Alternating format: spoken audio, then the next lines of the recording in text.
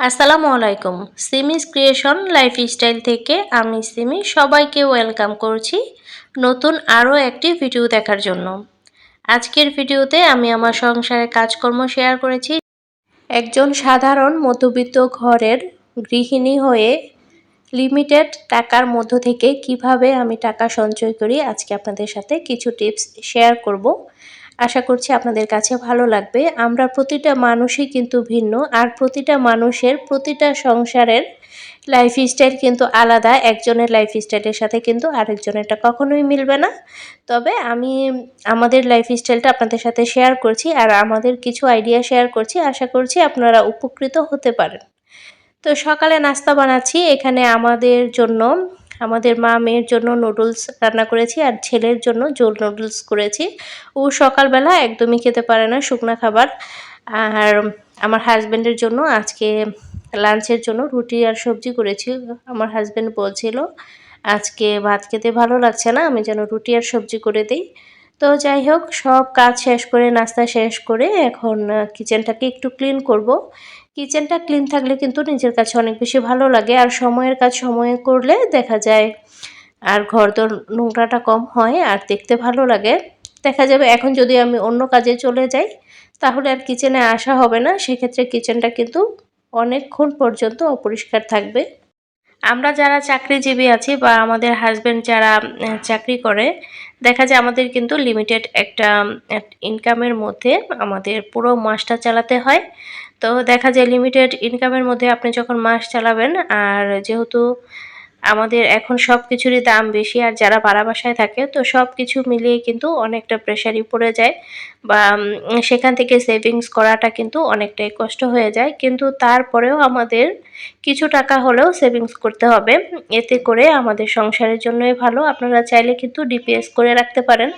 হাতে টাকা থাকলে কিন্তু কখনোই টাকাটা থাকবে না, কোনো না কোনোভাবে টাকাটা ভাঙা হয়ে যায়। সেজন্য আমি এটা প্রথম আপনাদেরকে সাজেশন দিব যে আপনারা অবশ্যই ডিপিএস করে রাখবেন, ছোট হোক বড় হোক যার যেরকম সামর্থ্য আছে। ডিপিএসটা করে রাখলে দেখা যায় ভবিষ্যতে অনেকটা কাজে আসবে। আর আমরা গৃহিণীরাও কিন্তু চাইলে সংসারের খরচ থেকে কিছু কিছু টাকা সেভিংস করতে পারি। আর বর্তমানে হচ্ছে যাদের বাচ্চারা স্কুলে যাচ্ছে বা স্কুলে যায়, দেখা যায় অনেকটা খরচও কিন্তু বাচ্চাদের স্কুলের পিছনে, তারপর বাচ্চাদের টিফিন বা স্কুল থেকে আসার পরে যাওয়ার সময় বাচ্চারা অনেক বায়না করে বাহিরের খাবার খাওয়ার জন্য। আমাদের বড় একটা বাজেট চলে যায় এই খরচটার পিছনে। তো আপনারা কিন্তু প্রতিদিন ওদেরকে বাহিরের খাবার না কিনে দিয়ে, বা প্রতিদিন টিফিনের খাবারটা বাহির থেকে না কিনে দিয়ে বাসায় আপনারা টিফিন রেডি করে দিতে পারেন। আমি প্রতিদিনই বাসা থেকে আমার মেয়েকে টিফিন রেডি করে দেই। আসলে বাহিরের খাবার খাওয়াটাও হেলদি না। আমার মেয়ে একদম সকালবেলা খালি পেটে চলে যায়, তো সেজন্য ওর খালি পেটের মধ্যে বাহিরের কোনো খাবার পড়ুক সেটা আমি চাই না। সেজন্য প্রতিদিনই কষ্ট হলেও আমি নিজে ওকে টিফিন বানিয়ে দিই, এবং স্কুল থেকে আসার সময় ফুচকা, ঝালমুড়ি, আচার, চটপটি এগুলো মাঝে মাঝে দেই। প্রতিদিন যে দেই তা না, মাঝে মাঝে দিই। তবে ছোট মানুষ যেহেতু বায়না তো করবেই, আর এই বয়সটায় যে জিনিসটা ওদের খেতে ইচ্ছে করবে তা কিন্তু আর পরে ইচ্ছা হবে না। সেজন্য এই জিনিসটাও মাথায় রাখতে হবে। আর আমরা প্রায়ই কিন্তু বাহিরে খেতে যাই, রেস্টুরেন্টে খেতে যাই। অনেক আপুরা দেখা যায় টাকা জমিয়ে জমিয়ে রেস্টুরেন্টে খেতে যায়। তো আপনারা প্রতি সপ্তাহে রেস্টুরেন্টে খেতে যাবেন না, মাসে একদিন বাজেট রাখবেন রেস্টুরেন্টের জন্য।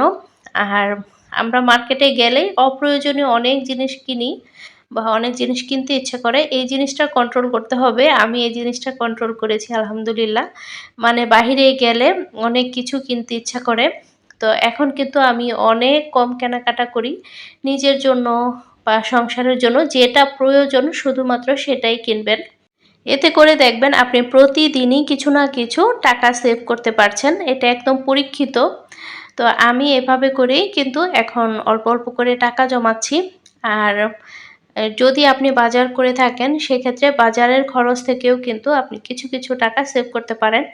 তো এইভাবে করেই কিন্তু সংসারের টাকা আসলে সেভ করতে হয়। আর একজন মেয়ে কিন্তু জানে তার সংসারে কি লাগছে, কতটুকু পরিমাণে লাগছে। একজন গৃহিণী কিন্তু এটা খুবই ভালোভাবে জানে, যেটা কিন্তু ছেলে মানুষরা এটা বুঝে না। বা বুঝবে না আপনার সংসারে কোন দিকটাতে টাকাটা বেশি যাচ্ছে, কোন দিকে টাকা কম যাচ্ছে সেটা বুঝে বুঝেই কিন্তু সংসার থেকে টাকাটা সেভ করতে হয়। তো এই যে আমার হাসব্যান্ডকে দিয়েছি আমি ব্যাংকটা, ও কিন্তু জানে না যে আমি এই টাকাগুলো জমিয়েছি। তো সে তো অনেক সারপ্রাইজড হয়ে গিয়েছে। তো এই তো এখন আমরা ব্যাংক কাটছি। বাচ্চারা কিন্তু অনেক বেশি উৎসুক। তো এই যে দেখতে পাচ্ছেন এখানে আমি কিছু টাকা সেভ করেছি। আমি কিন্তু প্রথমে কিছু টাকা সেভ করে তারপর যখন ১,০০০ টাকা হয়েছে তখন হাসব্যান্ডের কাছ থেকে ১,০০০ টাকার নোট নিতাম। তারপর হচ্ছে সেটা ব্যাংকে ফেলতাম আর বাড়তি টাকাগুলো ওকে দিয়ে দিতাম। এভাবেই কিন্তু অল্প অল্প করে আমি এই টাকাগুলো জমিয়েছি। আর অনেকেই দেখবেন স্ট্যাটাস মেনটেন করতে গিয়ে অনেক মানে যতটুকু ইনকাম আছে তার চেয়েও বেশি খরচ করে ফেলে। এটা কিন্তু একদমই উচিত না। যার যতটুকু আয় তার ততটুকুই ব্যয় করতে হবে। আমি সবসময় এই জিনিসটা মেনে চলি। আমার হাসব্যান্ডের যতটুকু আয় আছে ততটুকুর মধ্যেই কিন্তু আমি সন্তুষ্ট থাকার চেষ্টা করি আলহামদুলিল্লাহ। আর আমি সেভাবেই চলতে পছন্দ করি। এতে আমাকে কে কি বলল, কে কি ভাবলো তাতে আমার কিচ্ছু যায় আসে না। আর আমি কিন্তু নিজের পোশাক, আমার মেয়ের পোশাক আমি নিজেই সেলাই করি বেশিরভাগ।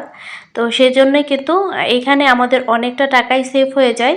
যে টাকাটা আমি মজুরি দিব সেই টাকাটা দিয়ে আমি নতুন আরও একটা ড্রেস রেডি করতে পারি বা সংসারের জন্য কোনো কিছু কেনাকাটা করতে পারি। তো এভাবেই করে কিন্তু আমি অল্প অল্প করে আমার সংসারের টাকাগুলো সেভ করে থাকি। আশা করছি ভিডিওটি দেখে উপকৃত হয়ে থাকলে একটা লাইক করে দিবেন, চ্যানেলটাকে সাবস্ক্রাইব করে সাথেই থাকবেন। আজকের মতো ভিডিওটি এখানেই শেষ করছি। আল্লাহ হাফেজ।